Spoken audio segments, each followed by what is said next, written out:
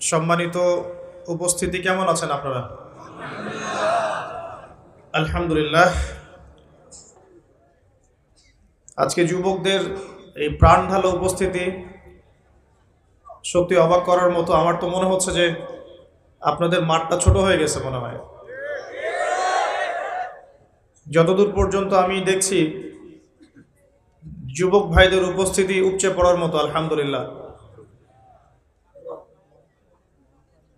আমরা দোয়া করি আল্লাহ রাব্বুল আলামিন আমাদের যুবক ভাইদেরকে তাদের চরিত্রকে হেফাজত করার তৌফিক দান করুন। বর্তমান পরিস্থিতি কেমন? খুব ভালো না খারাপ?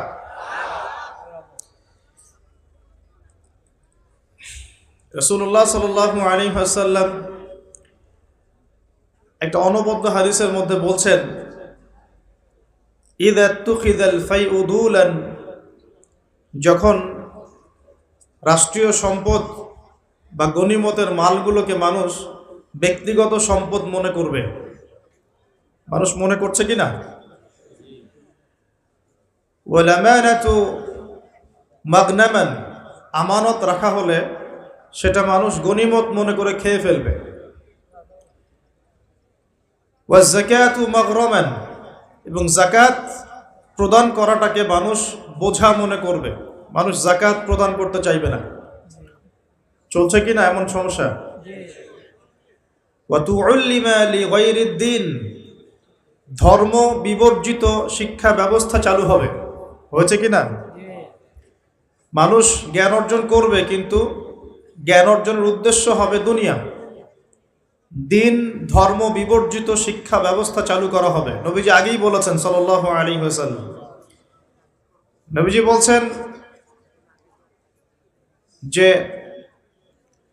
ওয়া আতাআ আর-রাজুলু ইমরাতাহ, পরিবারের স্বামী বা কর্তা সে পরিবারের স্ত্রীর আঁচল ধরে থাকবে, তার আনুগত্য করবে।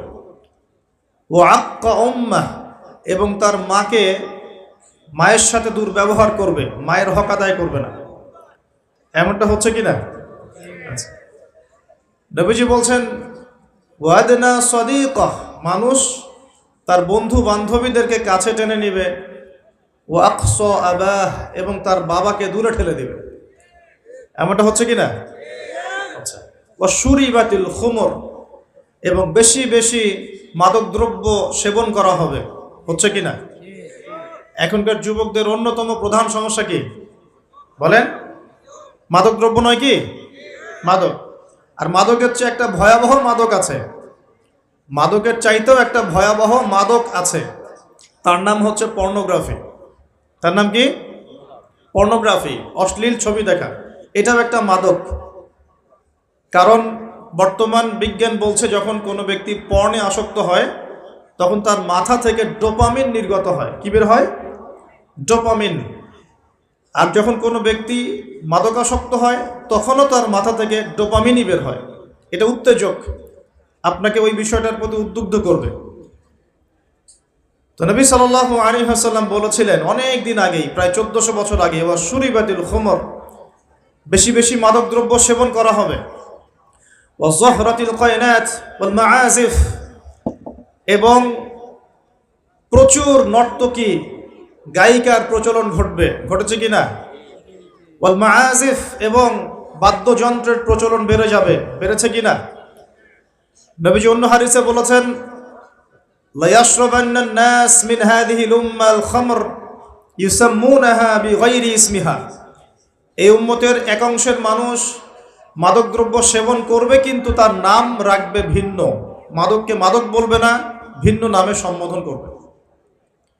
নবীজি বলছেন ইউজাফু আলা রুউসিহিমুল মাআজিফ, মানুষের মাথার উপরে, মাথার কাছে বাদ্যযন্ত্র বাজতে থাকবে।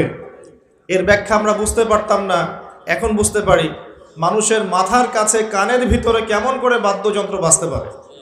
কিভাবে বাজতে পারে? ইয়ারফোন, ব্লুটুথ, সবার কানে কানে, সবাই গান শুনছে, নাউজুবিল্লাহ। বাদ্যযন্ত্র কানের ভিতরে না?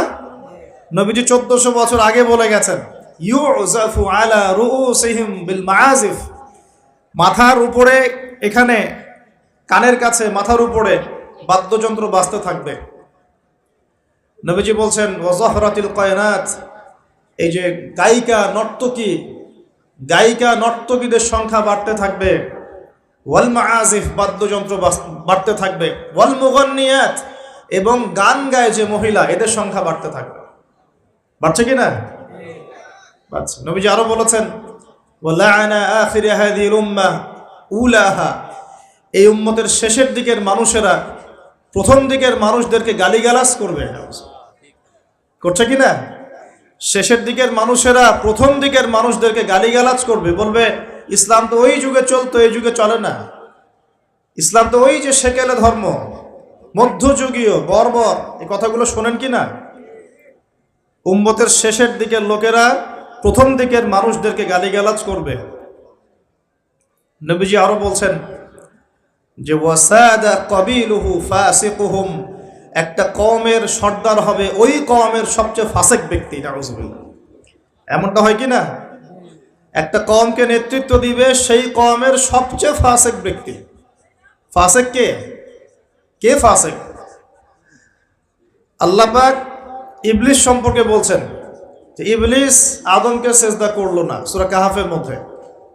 ওয়াইয কুলনা লিল মালাইকাতি ইসজুদু লিআদম ফাসাজাদু ইল্লা ইবলিস, আমি যখন ফেরেশতাদেরকে বললাম যে আদমকে সিজদা করো, সবাই সিজদা করলো, ইবলিস করলো না। ফাফাসাকা আন আমরি রাব্বি, সে তার রবের আদেশের সাথে ফাসিকি করলো। মানে রবের আদেশ মেনে না চলাটাই ফাসিকি। আর নবীজি বলছেন ওয়াসাদা কাবিলুহুম ফাসিকুহুম, একটা কওমের নেতৃত্ব দিবে ফাসিক ব্যক্তি, যে আল্লাহ পাকের হুকুম আহকামের পরোয়া করবে না। ওয়া কানা যাঈমুল কওমি আরযালাহুম, সমাজের সবচেয়ে নিকৃষ্ট মানুষকে কর্তৃত্বের আসন দেওয়া হবে। এগুলো হচ্ছে কিনা সমাজের মধ্যে? আরো বলছেন ওয়াজহরাতিল আসওয়াতু ফিল মাসাজিদ, মসজিদগুলোর মধ্যে শোরগোল হট্টগোল বেড়ে যাবে। যাচ্ছে কিনা?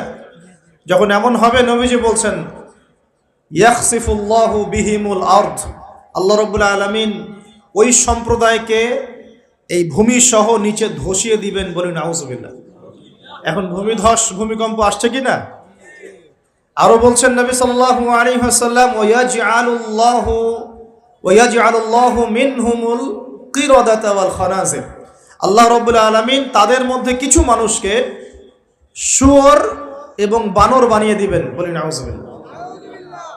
আর মানুষ কিন্তু বাহ্যিকভাবে বানর হয় না, দেখা যায় ভিতর থেকে বানর হয়ে গেছে। ভিতর থেকেই বানর হয়ে গেছে। ভিতর থেকে বানর মানে কি? বানর হচ্ছে এমন প্রাণী যে পাবলিকলি জেনা করে। বানরের স্বভাবটা আপনাকে বলছি। বানরের স্বভাব কি?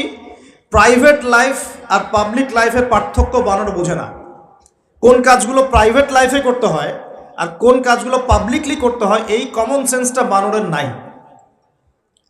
আমার কথা কি বুঝতে পারছেন? প্রাইভেট লাইফ মানে যে কাজগুলো আমরা ব্যক্তিগত জীবনে করি, গোপন কাজ। আর পাবলিক মানে যে পাবলিকলি আমরা সবাই বসে আছি এখন, পাবলিক লাইফ। তো প্রাইভেট লাইফ আর পাবলিক লাইফের পার্থক্যটা বানর বোঝে না। আর আল্লাহ পাক কি শাস্তি দিবেন? বানর বানিয়ে দিবেন। সত্যি সত্যি কি মানুষ এখনো বানর হয়েছে? কাউকে দেখেছেন যে মানুষ থেকে বানর হয়ে গেছে? এমন কি হয়েছে এখনো? শুধু সূরা বাকারা একটা দলিল আছে, শনিবারের সীমা লঙ্ঘন করার জন্য আল্লাহ পাক বনু ইসরাইলদের একটা দলকে মানুষ থেকে বানর বানিয়ে দিয়েছিলেন। এই একটা দলিল কোরআনে পাওয়া যায়। এই উম্মতের মধ্যে কখনো শুনেছেন উম্মতে মুহাম্মাদির কোনো ব্যক্তি মানুষ থেকে বানর হয়ে গেছে? এটা হতে পারে মানুষ ভিতর থেকে বানর হয়ে যাবে, অর্থাৎ পাবলিক লাইফ আর প্রাইভেট লাইফের পার্থক্য বুঝতে পারবে না। এমনটা হচ্ছে কিনা? মানুষ এখন পাবলিক লাইফ আর প্রাইভেট লাইফটা একাকার করে ফেলছে না? বিয়ে করেছে, স্ত্রীকে দেখবে সে, ভালোবাসবে সে, স্ত্রী সাজবে তার জন্যে, এগুলো সব প্রাইভেট ব্যাপার। এগুলোকে মানুষ পাবলিক করে ঘুরে বেড়াচ্ছে না? বুঝতে পারছেন না মনে হয়? বাসায় শুয়ে আছেন, স্ত্রীর সাথে গল্প করছেন, প্রাইভেট বিষয়।